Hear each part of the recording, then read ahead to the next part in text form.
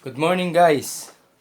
Alam nyo, dito sa amin ay gabi na, pero ang lagi kong bati ay good morning or magandang umaga dahil ang umaga ay sumisimbolo ng bagong pag-asa. Kaya sana matapos na itong pandemic na ito para mag-back to normal na tayo. So muli, magandang umaga sa inyong lahat. So this is our meeting number 1 and second week of our discussion or lecture on our subject, that is differential equation. So today, introduction. So let's define first what is our subject, DE or differential equation. So we have three definitions here. So for number 1, DE is an equation involving an unknown functions and derivatives. So tapos na kayo sa integral calculus at differential calculus. So, basta ang equation given na pwedeng i-derivative, yun ay DE na yun, differential equation na yun. So, tulad nitong mga examples natin at saka yung ating problem number 1 to 5 at saka yung examples 1 to 6, lahat yan ay DE. Pwedeng i-derivative or nasa forma ng differentiation, dy over dx, no? Alam nyo na yon. So, second definition is the mathematical models involve an equation in which a functions and its derivatives play many physical applications in the field of physics, chemistry, etc.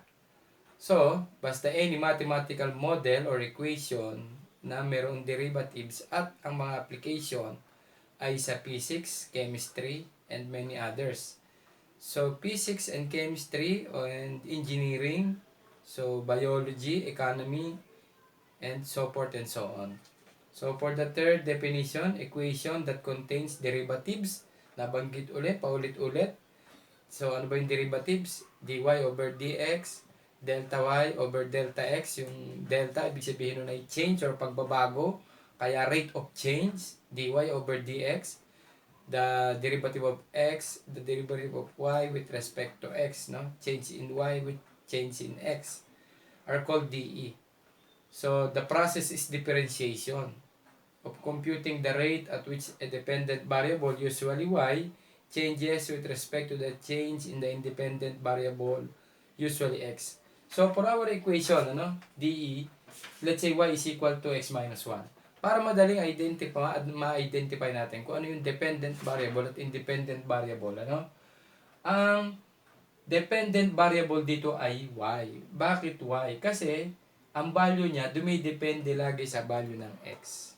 Kaya dependent variable ang y. At let's say ang atin namang independent variable dito ay x. Bakit independent variable? Kasi kahit ano ang value yung substitute mo sa kanya, tatanggapin niya lang yan. Hindi yan tatanggi. Kaya ulitin natin, ang dependent ay y, dumidepende kay x, at ang independent ay x. Kaya, pag kinuha natin ang derivative nito, di ba? So, let's say y prime, di ba? So, ano answer mo dyan? That is 1. Okay? So, mayroon tayong derivative. Existing ang derivative nito. So, ano ba yung y prime, di ba? So, y prime is also dy over dx. So, ang y dito, yan ang dependent. Usually, dependent. Yun ang nasa taas. At ang x ay independent. Yun ang nasa baba para madali nating malaman. Okay? So, this rate of change is called the derivative of y with respect to x, y prime, or that is slope, m. Diba? Sa ating analytic geometry kung meron man. So, ano ba ang mga notation ng mga derivative? Y prime, ibig sabihin niya first derivative. Y double prime, second derivative. Y triple prime, that is third derivative. So forth and so on, up to y raised to n, are used to represent the first, second, third, or n derivative of y with respect to an independent variable x. So hence, y prime, y double prime represents, so d square y over d x square. So pag nakakita kayo ng ganyan, ibig sabihin yan, that is second derivative of y with respect to x. If the independent variable x, but represents, let's say, third derivative of y with respect to w. if the independent variable is w. Again, kung ano yung nasa ilalim, yun ang independent variable. So, examples of DE, no? Number 1, dy over dx is equal to 5x plus 3. Number 2, x dy square all over dx square, or the derivative of y square over the derivative of x square with respect to x square. So, hindi yung second derivative kasi dy square over dx square. Kanina, papapasin ninyo, d square y over dx square. So, plus 2 dy over dx is equal to 1. For number 3, 4 multiply by the third derivative of y with respect to x raised to 4 plus sine x, and then fourth derivative of y with respect to x raised to 2 plus 3xy is equal to 2x minus 1. For number 4, so binabasa pa lang natin ha, kung paano basahin yung mga DE given na yan. The third derivative of y with respect to x raised to 4 plus 3 multiplied by fifth derivative of y with respect to x raised to 2 plus y cubed multiplied by dy over dx, or the derivative of y with respect to x raised to 7 is equal to 6. Number 5, anong symbol yun? The second derivative of sigma, okay, yung sigma na symbol na yun ay derivative pa rin yun, ano? So, ang ating nasa taas na independent variable dito ay z. So, usually, ang dependent variable ay isa lang. So, the second derivative of z with respect to y minus second derivative of c with respect to x is equal to 0. For number 6, L, second derivative of I with respect to t plus r, the first derivative of I with respect to t plus 1 over c multiplied by I is equal to e cosine omega t. So, where L, ano yung L? Inductor, R is the resistor, C is the capacitor, and omega are the parameters. So, ang ating dependent variable dito ay nasa taas, yun yung I, that is the current, and then yung nasa baba ay independent variable, that is the time. So, parang constant yung L, R, and then Z and omega. Okay? So, next, for the independent variables, so what is the meaning of independent variables? When an equation involves one or more derivatives with respect to a particular variable, that variable is called the independent variable. So, pag ang independent variable, no, usually nasa ilalim, yun ay kahit ano ang substitute mo, hindi siya tatanggi, no? So, that is the independent variable. And for the dependent variable, a variable is called the dependent if a derivative of that variable occurs. So, usually, nasa taas yun. So, ito may derivative, kaya siya ay dependent variable. So, sagutan muna natin for examples of DE. For number 1, ano yung ating independent variable? So, that is x, yung nasa baba. Ano dependent? That is y, yung nasa taas. Okay? Tama na muna yun, baka malito, no? For number 2, ano ang dependent? Yung nasa taas, that is y. Ano ang independent? Yung nasa baba, that is x. For number 3, ganun pa rin. Y, nasa taas, dependent. X, nasa baba, that is independent. For number 4, ganun pa rin. Y, and then x. For number 5, ito iba na. Yung nasa taas, ay yun ang dependent. That is z. And then yung nasa baba, dalawa, y, and x. Okay? Nasa baba ay independent. Next, for number 6, isa lang. Ang nasa baba, independent, that is t. And then dependent, yung nasa taas ay I. Okay? Pause muna tayo.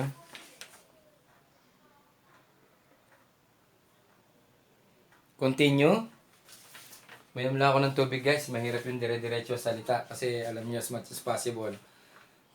dire-diretso salita natin kasi naka-video tayo para hindi sayang sa data. Hindi tulad sa normal class na pwede kong mag-post, kokopya kayo. So, dito pwede nyo naman balik-balikan. At kung mapapansin nyo, medyo mabilis nga ako magsalita. Yung 1 oras at kalahating lecture, isang meeting, as much as possible, binibideo ko lang ng 30 minutes para hindi malaki sa data. Para sa inyo na rin yun. And then, next is the ordinary DE. Ordinary DE and partial DE are under types of DE. So, dalawa lang ang type ng DE. Ordinary and partial DE. Let's read what is ordinary DE or differential equation. It's a kind of differential equation where a known function, usually the dependent variable, depends on only one independent variable. So, pag isa lang ang independent variable, ibig sabihin yan ay ordinary. So, sa type, pag isa lang ang independent variable, yan ay automatic na ordinary. Okay? So, again, sa type, dalawa lang yan, ordinary and partial. So, sa ordinary, pag isa lang ang independent variable, yan ay ordinary. Next, for the partial DE, other kind of DE, so types or kind, yun, whose unknown function depends on two or more independent variables. So, pag dalawa o higit pa ang independent variables, ito ay partial na. Okay? Kaya dito sa ating examples of DE, isa lang ang partial. Kasi sa number 5, dalawa na yung nasa ilalim. That is the independent variable. So, Y and X. Next, order. The order of DE is the highest. The order of DE is the order of the highest derivative appearing in the equation. So, ang order, kung ano yung may pinakamataas na DE sa given. Okay, number 1. Ilan ang derivative dyan? 1 lang, dy over dx. So, yun lang. Order 1 or first order. Number 2, 1 lang din dahil dy square over dx square. No? So, ano lang yan? Isang order lang yun. Yung number 4, ano yung may pinakamataas na derivative dyan? Yung fourth derivative, yung kasama nung sin x. Kasi yung isa ay third derivative lang. So, ang number 3 ay hanggang fourth order or order 4. Okay? Siyempre, ano ba mataas? Third derivative or fourth derivative? So, yung fourth derivative yung nasa kanan. For number 4, okay, yung unang term ay third derivative. Yung pangalawang term ay fifth derivative. At yung pangatlong term ay first derivative, yung nakalagay sa 7, ano? So, ano pinakamataas na derivative dito? Yung fifth derivative. So, that is 5. And then, for number 5, ito ay fifth order, number 4. For problem number 4, examples number 5, ano ang highest derivative dito? So, para sila na second derivative. So, that is second order. For number 6, ganun din, second derivative. Okay, so yun ang mga order. And then last, for the degree of the DE that can be written as a polynomial in the unknown function is the power to which the highest order derivative is raised. So, ang degree, titingin ka sa order, kung ilang order, ilan yun ni-raise. No? So, tingnan natin sa 1. So, 1 lang yun orders, ilan ni-raise? 1 yun, hindi lang sinulat. Sa number 2, ganun din. 1 lang din. Hindi lang din sinulat. Sa number 3, okay. Anong order dito? Yung 4. Saan ni-raise? Sa 2. Okay, malilito doon ha. Kasi kanina, yung third derivative ni-raise sa 4. Ano ba mataas? Yung fourth order. Yung fourth derivative. Ni-raise siya sa 2. Yun ang degree. And then for number 4, so fifth order, saan ni-raise? Sa 2. And then for number 5, saan ni-raise? Sa 1. Oh. Kasi wala naman siyang opening close parenthesis na exponent eh. So, second order pero raise sa 1, hindi lang sinulat. And then ganun din sa number 6. So, yun ang mga sagot natin sa examples of DE, kung ano ang mga independent, dependent, type, order, and degree. Mahalaga guys, no? bago tayo magsimula ng ating main topic sa differential equation, mahalaga muna nating ma-identify kung ano ang type ng DE, ano order, ano degree, kung ano ang independent at dependent variable. Okay, so pause muna ulit para sagutan natin yung exercises 1 to 5. Next, exercises 1 to 5. So, identify the type, order, degree, and the dependent and independent variables of the following differential equation. So, para hindi malito, unahin natin yung dependent and the independent variable. So, ang dependent variable, yun ang nasa taas, ano? Okay. So, ano ang dependent variable sa number 1? X. Okay. Ano ang independent variable nasa baba? Y. Number 2, ano nasa taas? Dependent. Y. Ano nasa baba? X. Number 3, ano nasa taas? Dependent. T. Nasa baba is independent, S, and X. Okay? Next, number 4, ano nasa taas? Dependent, Y. Anong independent? Nasa baba, X. And then, number 5, ano nasa taas? Dependent, Y. Ano nasa baba? Z, V, and W. Okay. So, meron na tayong dependent and independent. Next, ano yung sunod natin? Yung types that is ordinary or partial. So, pag isa lang ang independent, that is ordinary. So, isulat na natin lahat ng ordinary. Isa lang, ordinary, ordinary, no? Ordinary. Okay. Yung 1, 2, and 4 are ordinary. Isa lang ang independent variable. And then yung dalawa, o higit pa, that is partial. Number 3 and 5 are partial DE, where there are 2 or more independent variables. Next, yung order, yung may pinakamataas na derivative sa equation.